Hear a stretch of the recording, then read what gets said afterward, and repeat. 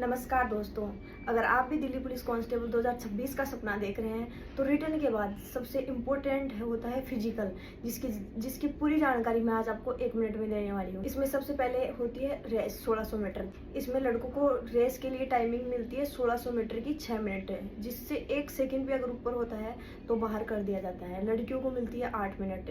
तो देखा जाए तो सबसे ज़्यादा लोग मतलब कैंडिडेट्स वो बाहर होते हैं रेस में।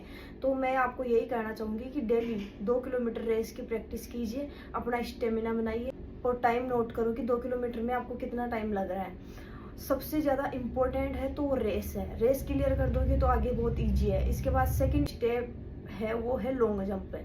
लॉन्ग जंप में क्या होता है कि लॉन्ग जंप अगर रेस क्लियर हो गई तो लॉन्ग जंप लगभग क्लियर हो जाती है। बहुत 99 चांस होते हैं कि आप क्लियर कर जाओगे आगे के दोनों स्टेप। सेकंड स्टेप है लॉन्ग जंप। लॉन्ग जंप में क्या होता है, लड़कों को लॉन्ग जंप पे कूदना होता है 14 फीट और लड़कियों को करना होता है 10 फीट।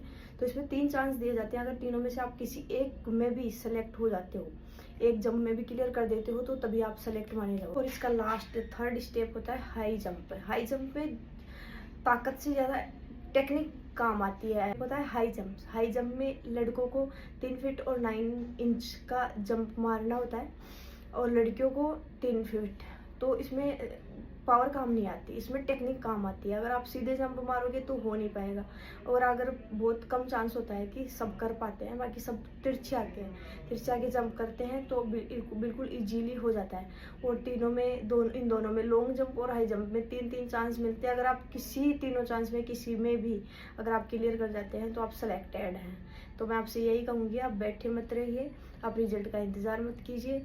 आप लॉन्ग जंप, हाई जंप और रेस की बहुत अच्छे से तैयारी कीजिए, ताकि आप रिजल्ट आए तो उन सब लोगों से आगे निकल जाओगे जो बैठे बैठे रिजल्ट का इंतज़ार कर रहे हैं।